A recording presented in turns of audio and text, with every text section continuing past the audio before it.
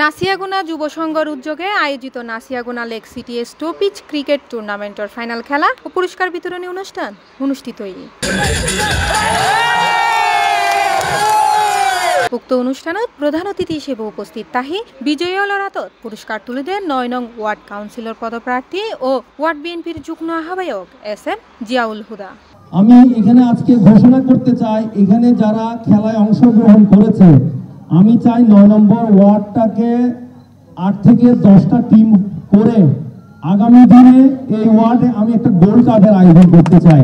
অনুষ্ঠানত সভাপতিত্ব করে ৯ নং ওয়ার্ড যুবদলের সাবেক আহ্বায়ক মোহাম্মদ ইউনুস, বিশেষ অতিথি হিসেবে উপস্থিত আছেন ওয়ার্ড বিএনপির যুগ্ম আহ্বায়ক নুরবক্স মিলন, ওয়ার্ড বিএনপির সদস্য মোহাম্মদ শাহাবুদ্দিন, নগর যুবদলের সাবেক নেতা মোহাম্মদ ইউসুফ, আকবর শাহ থানা স্বেচ্ছাসেবক দলের আহ্বায়ক হাসান মাহমুদ, সাবেক নগর স্বেচ্ছাসেবক দলের নেতা মোহাম্মদ রনি সহ এলাকার ব্যক্তিবর্গ।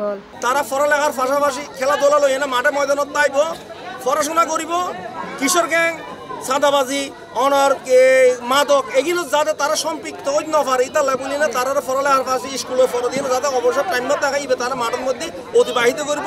ইয়ে হলে বলি যা যা গরম পড়ে তারা ফাঁসা থাকে না করি পেলা বলি না বদ্ধপরিকর। আজকের এই ফাইনাল খেলাই ফার্স্ট এন্ড সুন্দর ফাইনাল খেলার উদ্বোধন হয়েছে। আওয়ামী লীগের আমলে যে কিশোর গ্যাংগুলোরে রাজনৈতিক ব্যানারে ব্যবহার করি বলে মাদক ধরাই দিত, ইনশাল্লাহ এই হামজান ভবিষ্যতে আর জিয়া ভাই জিবা প্রতিশ্রুতি দিয়ে ইবা কিশোর অবশ্যই পালন করিবা। উঠতি বয়সী কিশোররা যদি ওরা খেলাতে মনোযোগ দেয়, অবশ্যই মাদক এই উত্তরপাতি ওয়ার্ড থেকে মুক্ত থাকবে। ফাইনাল খেলাত ওল্ড ডেভিল একাদশ চ্যাম্পিয়ন ও 7 স্টার একাদশ রানার্স আপ গৌরব অর্জন করে। C+ TV Chittagong.